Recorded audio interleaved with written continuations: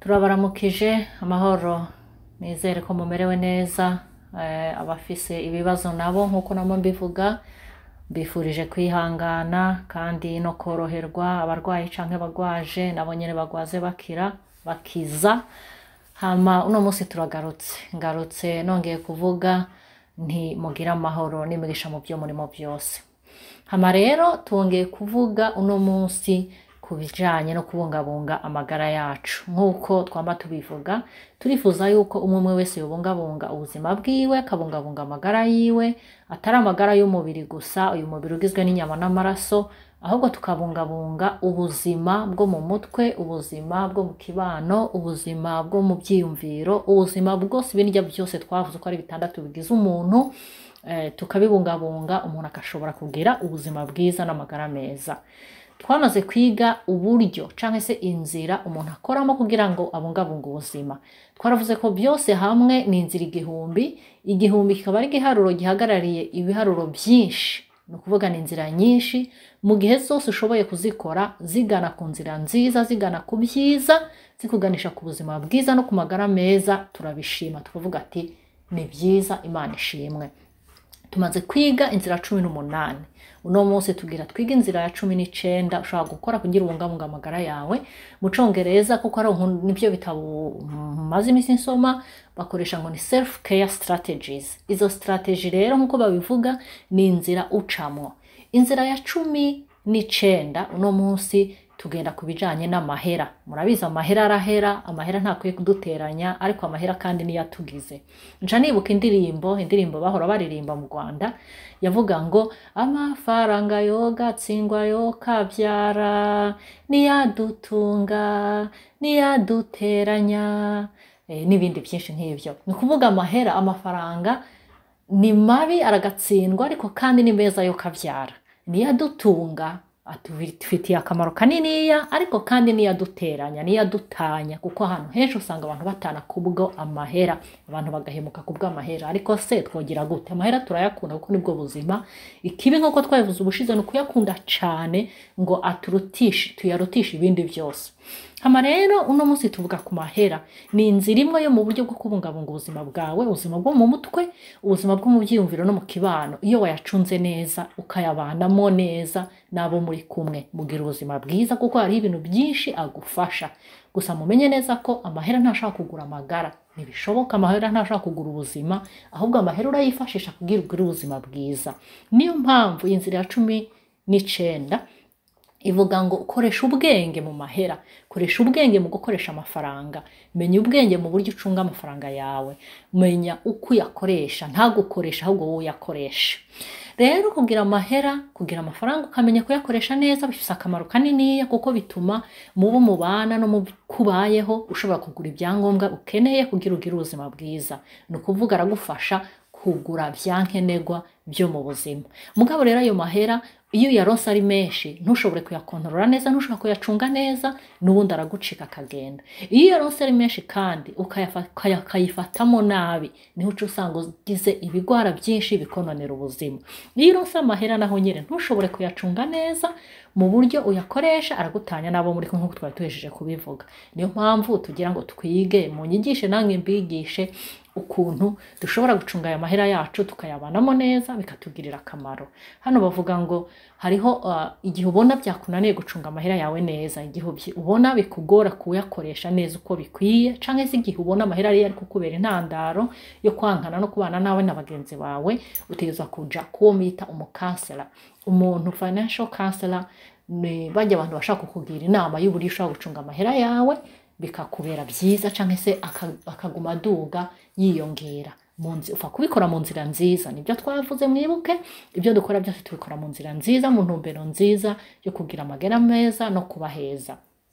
hama rero bavuga bati ikintu cambere no kumenya uduhera twose ufise nimba ari duke ugakora uko ushoboye kugira utwongere ugakora ukora kose ugakoresha ingufu ufise ariko kandi n'utwufise ukamenya kuducunga neza hariho pastor ubushize mu ndwi yahereye atwigishije ngo yabivuze mu Congereza yaravuze ngo do you have money problem or do you have a management problem ako kantu karandyoheye gose aravuga ati mbega ufise ibibazo by'amahera canke ufise ibibazo byo gutunga amahera canke ufise ibibazo mu kutunga amahera. Do you have a money problem or do you have a management problem? Nawe rero uvyibaze, kuko hariho abantu babiri. Hari umuntu ufise amahera ariko ntashobore kuyacunga neza, akama ayakoresha nabi, akasesagura. Hariho n'undi muntu ufise amahera make ariko akayacunga neza kandi akamugirira akamaro, akiyongera. Rero amahera uko yatunga kose, iyo ufise management nziza mu mahera yawe, ugira n'ubuzima bwiza, kuko nta ma stress menshi bigutera, kandi ushobora no kubaho mu buzima bwiza uronka byankenerwa. Bavuga bati rero icambere, ayo mahera yose waronse, yaba menshi yaba make, banza wiga uburyo bwo kuyacunga. Hanyuma umenye ati jewe ndihaye imigambi, nihaye intumbero yo gukoresha amahera yanje uku. Nibyo bise ngo setting goals, financial goals. Umenye ati mbega amahera nkenerwa cambere ni iki nzokoresha, ca kabiri ni iki nzoyakoresha, ca gatatu ni iki nzoyakoresha. Hanyuma umenye uti nzoyakontorora gute, kugira ngo amahera ntaba ari yagukontorora, ahubwo aba ari wewe uyakontorora. Hari ibintu mpora mbona kuri abo bantu bakoresha ku mabanke, nabonye ari akantu keza. Sinzi ko abantu bose bakazi kuntu bakaraba. Hano berekanye ngo ni cash flow. No kuvuga barakwereka iyo ufise amahera muri banke. Aha muri iyi rangi ya mbere igomba gusa n'urwatsi ruhishiye, berekana amahera yose yaje muri account yawe. Uyu aha yarafisemwo 2600. Naho yoba 10, naho yoba 50. Iyo uzi kuyajera neza, ukamenya kuyamanaginga neza, birakugirira akamaro. Amafaranga yose yinjiye barayakwereka, hanyuma kandi muri ahakora ko hagati naho bakakwereka amafaranga wakoresheje. Ni kuvuga ubwa mbere bakweretse income, amafaranga yinjiye, ubwa kabiri bakweretse spending, amafaranga yose wakoresheje. Hari igihe rero usanga iyo wakoresheje nabi, ajya yose yinjiye ariyo yanasohotse nyene, nukuvuga yose yasohotse nta nakimwe wasigaranye. Aho rero urumva haba haje kumwe akabazo, haba hari ikibazo, ntago biba bimeze neza. Aka kagatatu nako kurwatsi rubisi canke sengira ni blue, sinzi, berekana naho savings, amafaranga wabitse, ayo wabitse. Hari abantu muribuka ko ubushize twavuze ko ukwiye kumenya ukuntu ubika, nimba ubika ufise igikopo uzushiramo, nimba ushira muri banke nyene nk'aba bantu bahiriwe bafise ama banke, nimba ushira mu hehe, simbizi uko uzobikora, ariko upfa kumenya ko wabitse amafaranga yawe ahantu hakenewe kandi ahantu hizewe. Niyo mpamvu rero burya financial self care nayo ndirakenewe, kujya twita ku buzima bwo mu mutwe, kujya twita ku buzima bw'umubiri, ni nako dukwiye no kwita ku buzima bw'ubutunzi bwacu, tukamenya ko tuyacunze neza kandi tukamenya ko bizotugirira akamaro. Hanyuma hano baravuze ngo umuntu uri smart mu gukoresha amahera yiwe, umuntu ufise ubwenge mu gukoresha amahera, ni wa wundi umenya ati aninjijaya, nsohoraya, nsigaranyaya, akama yabiharuye, akabigenzura. Kuko iyo utabigenzuye niyo usanga usesagura uko wiboneye kose, ejo hagira ikibazo kigutungura ukabura ico ukoresha. Aha niho mpamvu basiguye ngo umuntu agira, umuntu uri smart mu gukoresha amahera agira amadene make. Amadene aba make kurusha ayabitse. Amadene aba make mu buzima bwe, akagenda akora uko ashoboye akirinda ideni, keretse igihe nyene nta kundi biri bugende. Tuvuge nimba ufashe ideni ry'ibyo kurya, ubona koko nta kundi byari bugende, aho birumvikana. Nimba ufashe ideni ry'inzu ubamo, ubona nta kundi biri bugende, ariko kandi umenye ko utezwa kurifata mu gihe ubona ko ufise inzira z'ukuntu uzoryishura. Rero tutezwa kwirinda gufata amadeni aho ugiye hose, amadeni oya, nukuyagabanya. Hanyuma ugapanga neza amahera yose winjiza, ukamenya ati ntezwa kuyakoresha uku. Ikindi naco tegerezwa kumenya kuzigamira kazoza, ukamumenya ati ndaziganya utu. Nkuko mwabibonye ajya kuri uyu muntu ari muri banke, bakwereka ayo winjije, bakakwereka ayo wasogoye, bakakwereka nayo usigaje, ayo ubitse. Hano rero barakubwira ngo iyo ukoresheje amafaranga yose waronse, ntabwo uzi gucunga neza.